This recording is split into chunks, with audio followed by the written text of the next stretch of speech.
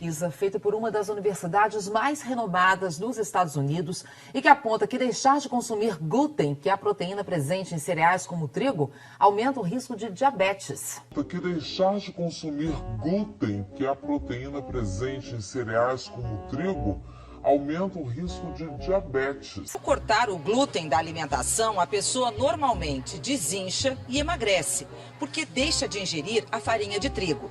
Mas nenhuma dieta deve ser feita sem orientação, porque você pode achar que se livrou de um problema, mas corre o risco de criar outro, mais sério. O diabetes tipo 2, por exemplo. É o que aponta um estudo feito pelo Departamento de Nutrição da Universidade de Harvard, nos Estados Unidos.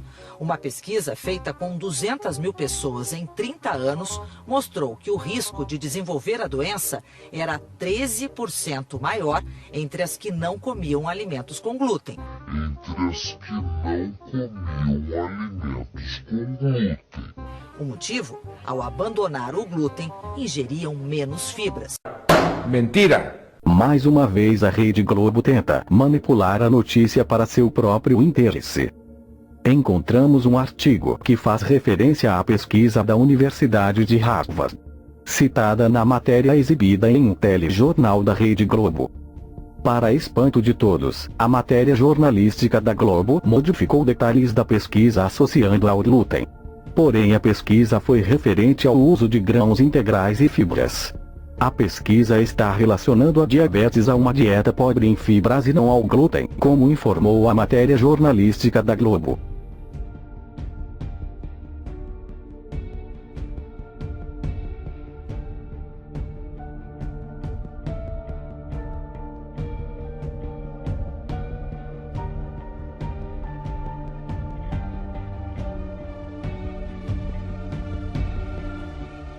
A ingestão adequada de fibras na alimentação faz com que o carboidrato seja absorvido de uma forma mais lenta, com isso melhorando, diminuindo as taxas de glicose na corrente sanguínea.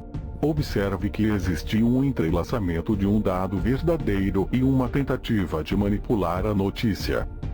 O médico falou da fibra, que é o assunto do estudo universitário. Porém a reportagem é sobre o glúten. Mas o pior ainda está por vir. Prestem atenção no que o Dr. Drauzio Varela, o médico da indústria da doença, fala a seguir. Esta moda que surgiu recentemente de evitar o glúten porque ele seria responsável por casos não de doença celíaca, mas por casos subclínicos, por casos mais leves de alterações intestinais. Quem é que tem um intestino perfeito que funciona da mesma forma todos os dias? Não. Fica fácil você atribuir uma causa como essa.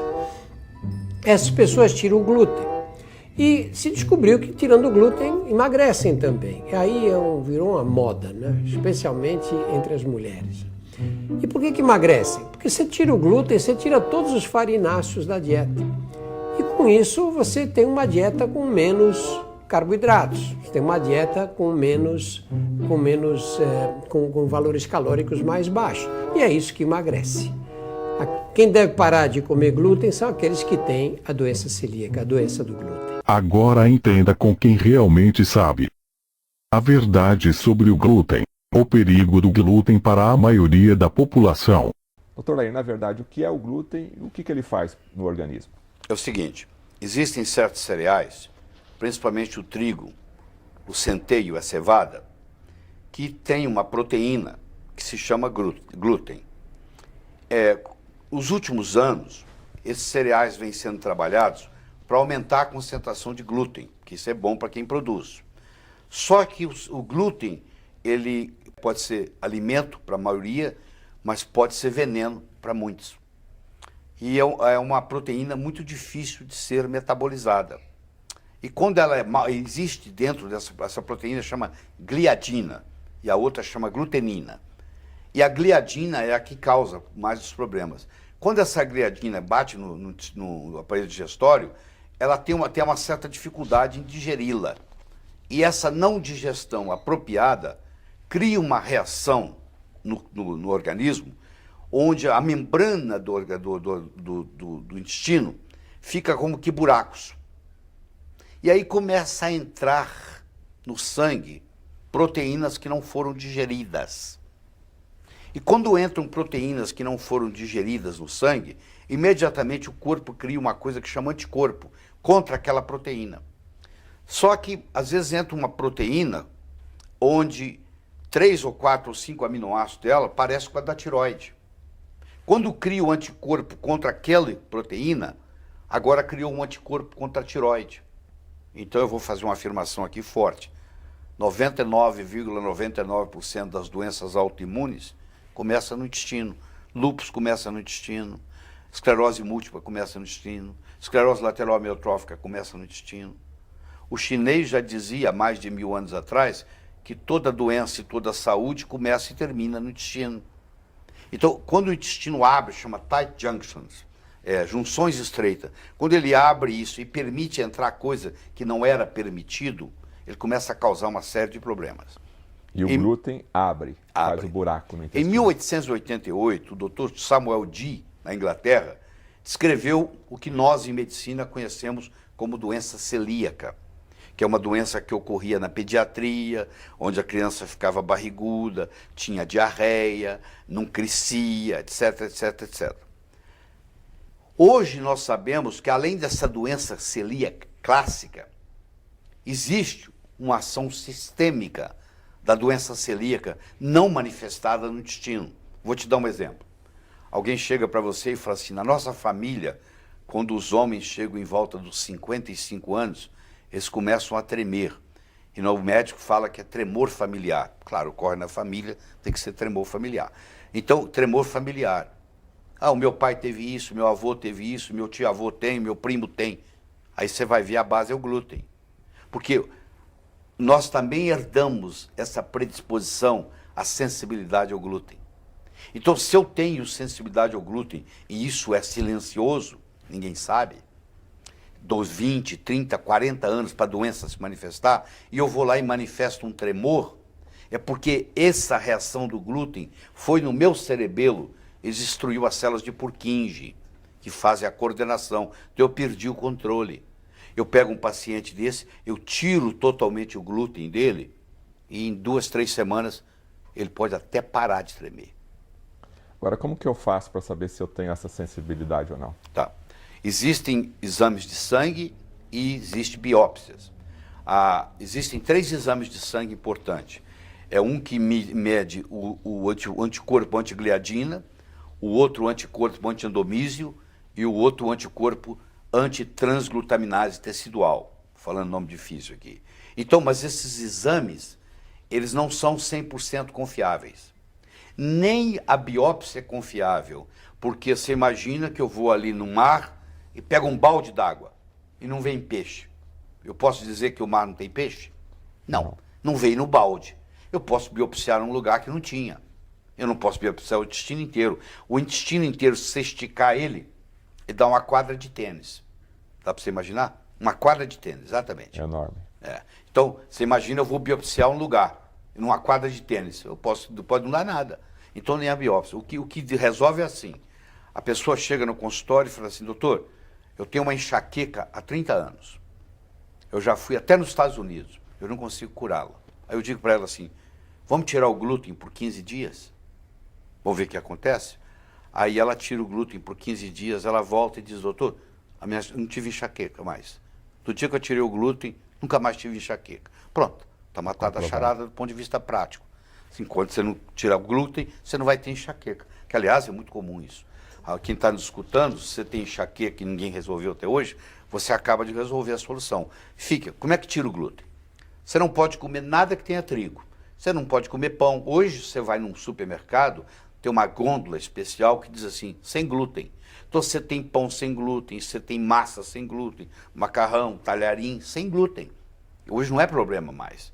E mesmo para pessoa saudável, hoje, o glúten ainda prejudica.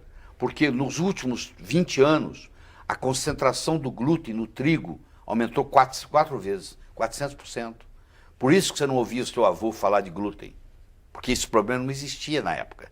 Hoje, com o aumento do glúten e todo o trabalho que faz na plantação para aumentar o glúten no trigo, para dar força e não sei o quê, isso causou esse problema. O pão integral faz parte da dieta do pão integral glúten. Olha que coisa absurda. Quer dizer, eles não sabiam disso. Isso aí antigamente não tinha problema. Então, eu como pão integral, pior ainda. Tá? Então, a indústria alimentar, para ter mais lucro, render mais, coloca o glúten. Isso. Enriquece Esse pão que não é fermentado, como é que chama? Pão libanês? Como é que é? Sabe qual que eu estou falando? Pão árabe, né? Pão árabe. Esse pão árabe é pior ainda, porque nem é fermentado. O glúten está ali, mas muito. É uma coisa simples, objetiva. A pessoa para de tomar remédio porque ela eliminou a causa.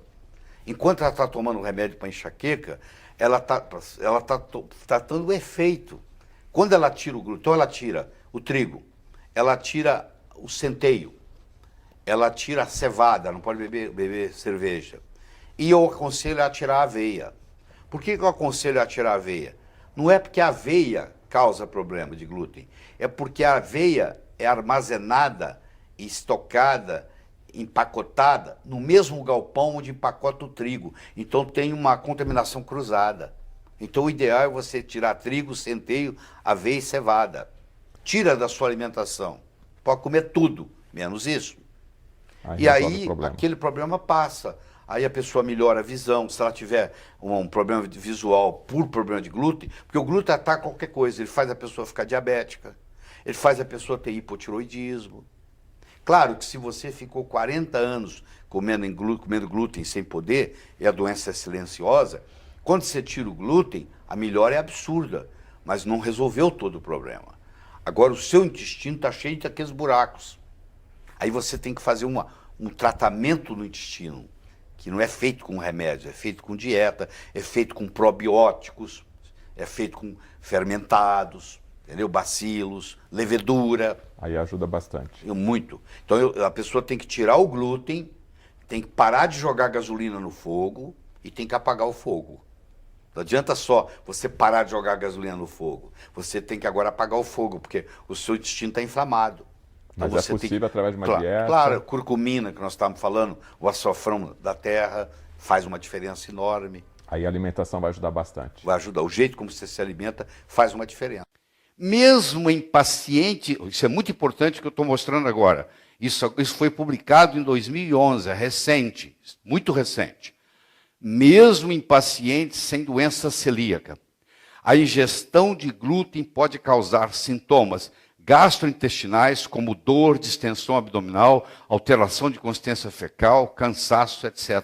Isso para quem não tem doença nenhuma. Você pega uma pessoa super normal e você superalimenta ela com trigo, mesmo ela não tendo nada, ela já começa a apresentar sintomas. Ou seja, mesmo para quem não tem o problema, glúten não faz bem, trigo não faz bem. Então, olha só, glúten é uma proteína amorfa. No trigo, ela vem a partir da gliadina. Na aveia, ela vem a partir da avenina. E aí vem aquela questão se isso realmente leva a glúten ou não, ou é contaminado cruzado. Na cevada, ela vem da herdeína. E no centeio, ela vem da secalina. Ela não existe na natureza. Ela é produzida a partir da mistura dessa proteína com água, com movimento. Aí ela forma o glúten. Em 1888, há 123 anos atrás, o Dr. Samuel Dee descobriu a doença celíaca. Ele disse que era uma doença intestinal, porque ele olhou no intestino. Poderia ser cerebral, poderia ser cardíaca. Muitos infartos do miocárdio é por hipersensibilidade ao glúten. O cardiologista tem a menor noção, nem sabe que isso existe. Ele fica tratando lá na ponta, ele podia ter curado. Ele podia ter prevenido, não precisa mexer com colesterol, mexer com nada. Resolver de uma vez. Ele não olhou, não conhece esse tipo de medicina. Então, a hipersensibilidade ao glúten, quando você trata, você melhora o humor, você melhora o nível de, acaba o nível de agressividade, aumenta a disposição física, melhora a memória, melhora a capacidade cognitiva. E aí, esse glúten se junta com água e agitação, essas proteínas se juntam com água e agitação, formam o glúten. Glúten e infertilidade. Oh, meu Deus do céu, quantos casais não conseguem engravidar, vão fazer fertilização artificial por nada. Pô. Você tira o glúten, você põe um pouquinho de progesterona, um mês depois eles estão grávidos. Pô. Estão grávidos, não tem problema nenhum. Manifestação não intestinal da doença, anticorpos antiglutaminase. Anemia resistente ao tratamento, você encontrou isso. Anticorpo antimicrosomial tireoide e ovário, problemas ovarianos, problemas tiroidianos, tudo vem do glúten, grande maioria. Quer engravidar? Elimine glúten da dieta do casal. Então é isso aí, ó. Você vai dizer assim, mas pera aí, Leia. Por que o meu avô não falava disso? Por que o meu pai não tinha preocupação com glúten? Porque o trigo que seu pai comia não é o trigo que você come. O trigo hoje é transgênico. Modificar o seu trigo. Hoje, com a transgenicidade do trigo, a concentração de glúten aumentou 400%. Então você não tinha problema na época de seu pai, quando ele tinha sua idade. Hoje você tem. Porque hoje, praticamente ninguém aguenta essa quantidade de glúten que é gerado no trigo hoje, comparado com 100 anos atrás, por exemplo. Então essa doença, a tendência dela é crescer cada vez mais. Está só no começo. E você está descobrindo isso hoje pela primeira vez. Você vai ver a diferença que isso vai fazer no seu consultório. Na hora que você começar a investigar isso, você vai ficar surpreso. Como é que você é melhor médico? Você começa a resolver problema que ninguém resolvia. Você começa a matar a charada. Pá, pá, pá. Porque você começou a pensar num nível diferente. Só isso. Você lembra que eu falei que eu não vou trazer só informação? Eu tenho que fazer você pensar diferente. Porque senão fica tudo a mesma coisa. Ah, como é que eu trato tireoide melhor? Não é não. Como é que eu vou atrás e resolvo o problema para ele não ter o problema da tireoide? Isso é que interessa. Ah, como é que eu trato a insuficiência coronariana melhor? Não, vamos lá atrás. E para que ele não tenha insuficiência coronariana. Isso é que interessa. E tá, o segredo está no alimento. Eu não exagerei quando eu falei que a medicina nutricional é o alimento da medicina moderna. É o jeito de você tratar os pacientes agora para frente. Pós-genômica.